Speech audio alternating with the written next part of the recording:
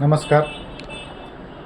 ग्रंथ वाचनामध्ये किंवा वाचन संस्कृतीमध्ये ग्रंथोपचार, ज्याला आपण बिब्लिओथेरपी असं संबोधतो, तो एक अतिशय महत्त्वाचा विषय असलेला आपल्याला पाहायला मिळतो.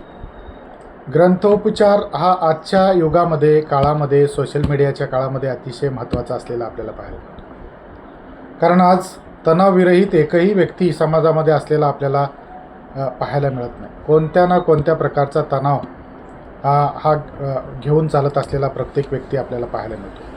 मग तो सामाजिक असेल, आर्थिक असेल, राजकीय असेल, किंवा आज आपण तरुण पिढीला पाहतो की सोशल मीडियाच्या माध्यमातून वेगवेगळ्या प्रकारचे तणाव त्यांच्यावर असलेले आपल्याला पाहायला मिळतात. खरं म्हणजे अशा पद्धतीचा तणाव कमी करण्यासाठी वाचन हे अतिशय महत्त्वाचा एक उपाय असलेला आपल्याला पाहायला मिळतो. त्याला आपण ग्रंथोपचार म्हणतो. म्हणजे ग्रंथाच्या वाचनातून आपल्या मनावरचा ताण कमी करणे. संशोधन असं सांगतं की 6 मिनिटाच्या वाचनातून 68% म्हणजे 68% तणाव हा कमी होतो. खरं म्हणजे हे अतिशय महत्त्वाचं आहे की तणाव जर आपल्या मनावरचा कमी झाला तर निश्चित स्वरूपामध्ये आजचा तरुण हा क्रिएटिव्ह होईल, सृजनशील होईल आणि निश्चित स्वरूपामध्ये त्याच्याकडून एक चांगलं काम आपल्याला त्याच्याकडून होईल असं आपल्याला या ठिकाणी म्हणता येईल. आणखीन एक समस्या आज जर भेडसावत असलेली आपल्याला पाहायचं असेल तर ती आहे निद्रानाशाची.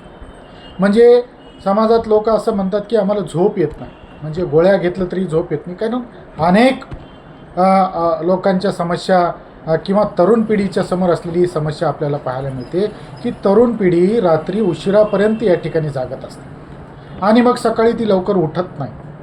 तर यासाठी काय करायचं, तर यासाठी या ठिकाणी 15-20 मिनिट, अर्धा तास आपल्याला आपल्या आवडीचा जो ग्रंथ आहे तो जर आपण संध्याकाळी किंवा दिवसभरामध्ये वाचला तर आपल्या मनावरचा तणाव हा कमी होईल आणि निश्चित स्वरूपामध्ये निद्रानाशाची समस्या ही या ठिकाणी दूर होईल.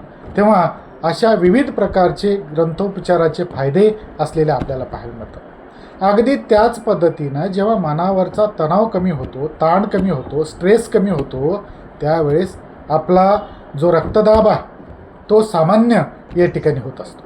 त्यामुळं निश्चित स्वरूपामध्ये अशा स्वरूपाचे ग्रंथ जे की आपल्यासाठी महत्त्वाचे आहेत, तर ते ग्रंथ आपण वाचत राहावं एवढंच या व्हिडिओमध्ये या ठिकाणी सांगतो. धन्यवाद.